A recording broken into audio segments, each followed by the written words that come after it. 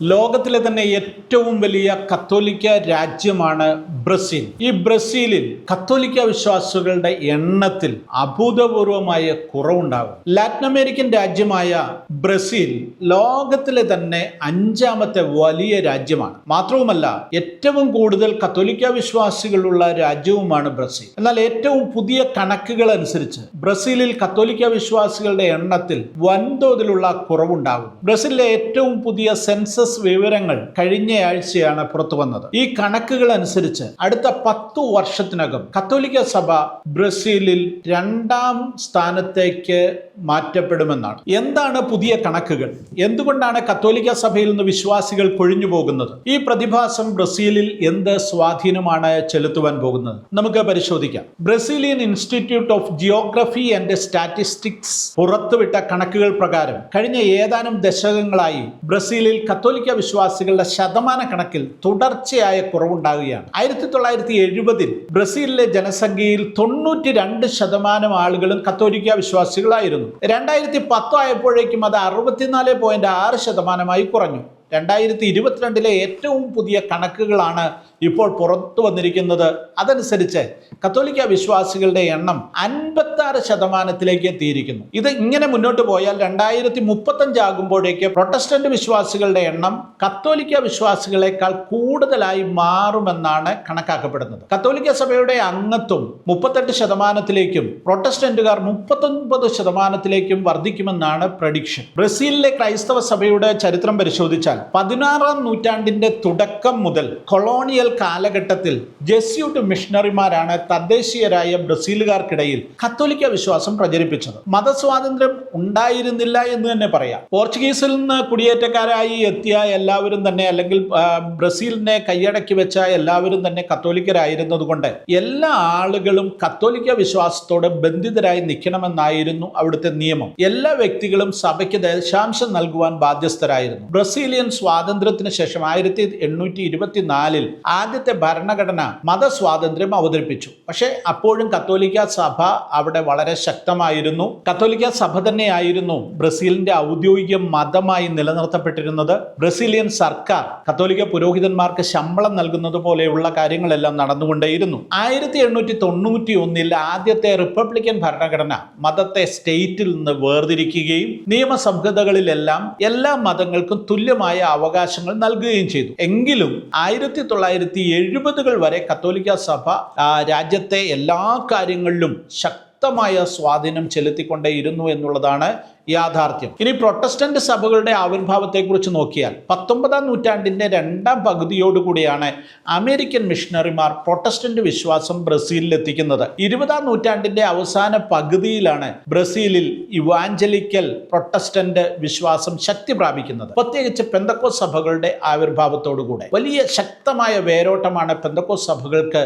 ബ്രസീലിൽ ഉണ്ടായിരിക്കുന്നത്. 2010 സെൻസസ് പ്രകാരം ബ്രസീലിയൻ ജനസംഖ്യയുടെ 22.2% പ്രൊട്ടസ്റ്റന്റുകാരാണ്. അതായത് ഏകദേശം 44 ദശലക്ഷം ആളുകൾ. ഇപ്പോഴത് 27% ഉയർന്നിരിക്കുന്നു. അതായത് ബ്രസീലിയൻ ചരിത്രത്തിൽ ആദ്യമായിട്ട് ഇവാഞ്ചലിക്കൽ ക്രിസ്ത്യാനികൾ ജനസംഖ്യയുടെ 1/4 കൂടുതലായി വന്നിരിക്കുന്നു. 4 ബ്രസീലുകാരെ എടുത്താൽ അതിൽ ഒരാൾ ഇവാഞ്ചലിക്കൽ സഭകളിൽ പെട്ട വ്യക്തിയായി മാറിയിരിക്കുന്നു. ബ്രസീലിൽ പെന്തക്കോസ്തിന്റെ വളർച്ച പ്രത്യേകം ഒരു അത്ഭുതകരമായ ചരിത്രമാണ്. 1991 സെൻസസിൽ ജനസംഖ്യയുടെ ഏകദേശം 6% മാത്രമായിരുന്നു പെന്തക്കോസ്തുകാരുടെ സംഖ്യ. എന്നാൽ 2010 അത് വരുമ്പോൾ 13% വളർന്നു. 2022 എത്തുമ്പോൾ ആകെ ജനസംഖ്യയുടെ 20% പെന്തക്കോസ്ത് വളർച്ച പ്രാപിച്ചിരിക്കുന്നു എന്നുള്ളതാണ് ഏറ്റവും പ്രധാനപ്പെട്ട കാര്യം. കത്തോലിക്ക സഭയിൽ നിന്ന് മാത്രമല്ല മറ്റ് പ്രൊട്ടസ്റ്റന്റ് സഭകളിൽ നിന്നും ആളുകൾ പെന്തക്കോസ്തിലേക്ക് ഒഴുകിയെത്തുന്നു എന്നുള്ളതാണ് യാഥാർത്ഥ്യം. ബ്രസീലിലെ ഏറ്റവും വലിയ പെന്തക്കോസ്ത് വിഭാഗം അസംബ്ലീസ് ഓഫ് ഗോഡ് സഭയാണ്. അതുകൂടാതെ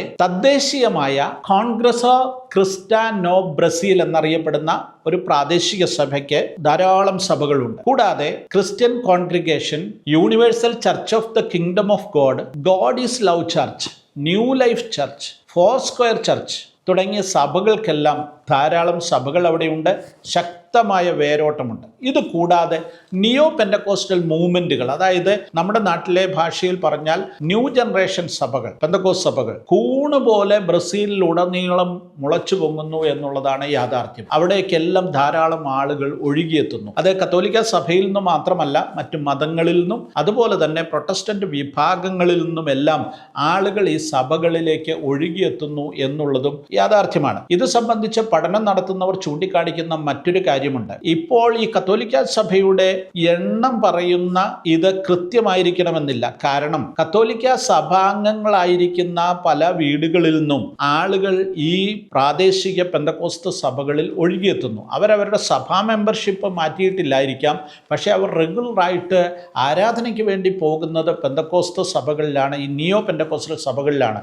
അതുകൊണ്ട് കണക്കുകൾ പറയുന്നതിനും അപ്പുറമാണ് ബ്രസീലിലെ പെന്തക്കോസ്ത് വളർച്ച എന്നുള്ളതാണ് യാഥാർത്ഥ്യമെന്ന് ഇത് സംബന്ധിച്ച പഠനം നടത്തുന്ന പലരും ചൂണ്ടിക്കാണിക്കുന്നു. ഞാൻ നേരത്തെ പറഞ്ഞതുപോലെ 1970 വരെ 92% ഉണ്ടായിരുന്ന കത്തോലിക്ക സഭയുടെ അംഗസംഖ്യ ഇപ്പോൾ 56%ത്തിലേക്കാണ് കുറഞ്ഞിരിക്കുന്നത്. മാത്രമല്ല, ബ്രസീലിലെ 2 സംസ്ഥാനങ്ങളിൽ കത്തോലിക്ക വിശ്വാസികളെക്കാൾ മുന്നിലെത്തിയിരിക്കുന്നു പ്രൊട്ടസ്റ്റന്റ് വിഭാഗങ്ങൾ. മുൻ സെൻസസുകളുടെയൊക്കെ അടിസ്ഥാനത്തിൽ അനലൈസ് ചെയ്യുമ്പോൾ 2000-2010 കാലഘട്ടത്തിലായിരുന്നു ഇവാഞ്ചലിക്കൽ ക്രിസ്ത്യാനികൾ അല്ലെങ്കിൽ പെന്തക്കോസ്ത് ക്രിസ്ത്യാനികൾക്കിടയിൽ അഭൂതപൂർവമായൊരു വളർച്ച ഉണ്ടായത്. ഏകദേശം 16% ഈ കാലഘട്ടത്തിലെ വർധനം ഉണ്ടായിരിക്കും. എന്നാൽ 2010 മുതൽ 2022 വരെയുള്ള ഇപ്പോൾ പുറത്തു വന്നിരിക്കുന്ന കണക്കുകൾക്കനുസരിച്ച് ഈ വളർച്ച 10%-ത്തിൽ താഴെയാണ്. നേരത്തെ കണക്കുകൾ അനുസരിച്ച് വിശകലനം ചെയ്തിരുന്ന ജനസംഖ്യാ ശാസ്ത്രജ്ഞന്മാരുടെ നിരീക്ഷണം അനുസരിച്ച്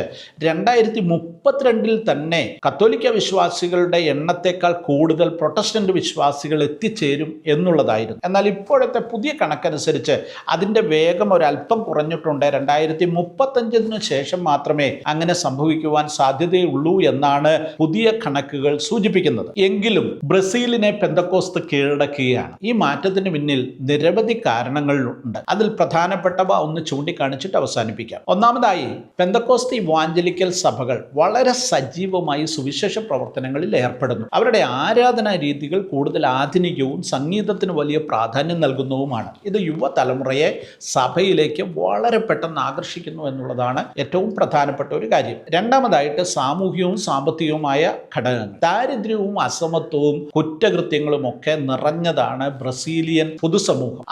അങ്ങനെയുള്ള സാഹചര്യത്തിൽ പ്രൊട്ടസ്റ്റന്റ് പെന്തക്കോസ്ത് സഭകൾ ഈ പ്രശ്നങ്ങളെല്ലാം നേരിടുന്ന ജനങ്ങൾക്ക് ഒരു ആശ്വാസമായി മാറുന്നു. ഇത് കത്തോലിക്ക സഭയ്ക്ക് കൃത്യമായും ഒരു വെല്ലുവിളിയാണ്. മൂന്നാമത്തെ കാര്യം, കത്തോലിക്ക സഭയെ നേരിടുന്ന ചില വെല്ലുവിളികൾ. അതായത് കത്തോലിക്ക സഭയ്ക്കകത്ത് കത്തോലിക്ക സഭ നേരിടുന്ന ഏറ്റവും പ്രധാനപ്പെട്ട പ്രശ്നം പുരോഹിതന്മാർ ഉൾപ്പെട്ട വ്യാപകമായ ലൈംഗിക അപവാദ ആരോപണങ്ങളാണ്. യാഥാസ്ഥിക നിലപാടുകളോടൊപ്പം നിൽക്കുന്ന സമൂഹത്തിൽ ഇങ്ങനെയുള്ള നിലപാടുകൾ ഉണ്ടാകുകയും അങ്ങനെയുള്ള ആരോപണങ്ങൾ ഉയർന്നു വരികയും ചെയ്യുന്നത് സഭയെ ശിഥിലമാക്കുന്നു എന്നുള്ളതാണ് യാഥാർത്ഥ്യം. മറ്റൊരു പ്രധാനപ്പെട്ട കാര്യം ഗ്രാമീണ നഗര വ്യത്യാസമാണ്. അതായത് കത്തോലിക്ക സഭയ്ക്ക് സ്വാധീനമുള്ള മേഖലകളെല്ലാം ഗ്രാമീണ മേഖലകളാണ്. എന്നാൽ ഗ്രാമീണ മേഖലകളിൽ നിന്നെല്ലാം ജനങ്ങൾ വൻ നഗരങ്ങളിലേക്ക് ഒഴുകിയെത്തുന്ന ഒരു പൊതുരീതിയാണ് ആധുനിക കാലഘട്ടത്തിൽ നമ്മൾ കാണുന്നത്. പട്ടണങ്ങളിൽ വളരെ പെട്ടെന്ന് പെന്തക്കോസ്ത് സഭകൾ വളർച്ച പ്രാപിക്കുന്നു. പട്ടണത്തിലെത്തുന്നവർ ഇതുപോലെയുള്ള സ്വതന്ത്ര പെന്തക്കോസ്ത് സഭകളിലേക്ക് മാറിപ്പോകുന്നു എന്നുള്ളത് ഒരു പ്രധാനപ്പെട്ട കാര്യമാണ്. അടുത്തത് രാഷ്ട്രീയമായ കാരണങ്ങൾ. ബ്രസീലിയൻ രാഷ്ട്രീയത്തിൽ ഇപ്പോൾ പെന്തക്കോസ്ത് സമൂഹത്തിനും ഇവാഞ്ചലിക്കൽ സമൂഹത്തിനും ശക്തമായ സ്വാധീനമുണ്ട്. അപ്പോൾ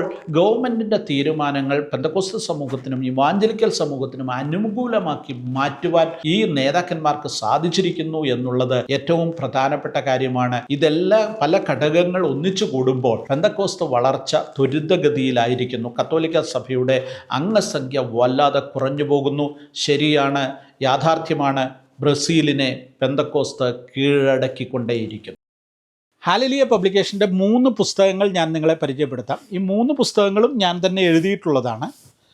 ആദ്യത്തേത് IPCയുടെ ചരിത്രമാണ്. ഇന്ത്യ പെന്തക്കോസ്ത് ദൈവസഭയിലെ സീനിയർ ആയിരുന്ന ഒരു ദൈവദാസൻ പാസ്റ്റർ VT തോമസിൻ്റെ ജീവിതാനുഭവങ്ങളോട് ചേർത്ത് സമ്പൂർണ്ണമായും IPCയുടെ ചരിത്രം സത്യസന്ധമായി എഴുതിയിരിക്കുന്ന ഒരു പുസ്തകമാണിത്. 200 രൂപയാണ് ഇതിൻ്റെ വില. അടുത്തതും ഒരു ജീവചരിത്ര ഗ്രന്ഥമാണ്. ഇത് വെസ്റ്റ് ബംഗാളിൽ 40-ലധികം വർഷങ്ങൾ കർത്താവിൻ്റെ വേലയിലായിരിക്കുന്ന ഒരനുഗ്രഹീതനായ ദേവദാസൻ പാസ്റ്റർ മാമൻ ജോസഫിൻ്റെ ജീവിതാനുഭവങ്ങളാണ്.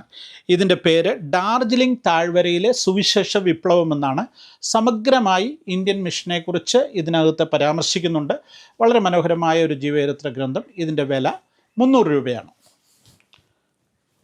മറ്റൊന്ന് ബ്ലാക്ക് ആൻഡ് വൈറ്റ് എന്ന പേരിൽ ഞാൻ എഴുതിയ ലേഖനങ്ങളുടെ ഒരു സമാഹാരമാണ്. 150 രൂപയാണ് ഈ പുസ്തകത്തിൻ്റെ വില. ഈ 3 പുസ്തകങ്ങൾക്കും കൂടെ 650 രൂപ വില. എന്നാൽ ഇപ്പോൾ 400 രൂപയ്ക്ക് ഈ 3 പുസ്തകങ്ങൾ കൂടെ നിങ്ങൾക്ക് ലഭിക്കുന്നു. താല്പര്യമുള്ളവർ നിങ്ങളുടെ വിലാസം വാട്സപ്പ് ചെയ്യുക, ഈ പുസ്തകങ്ങൾ സ്വന്തമാക്കുക.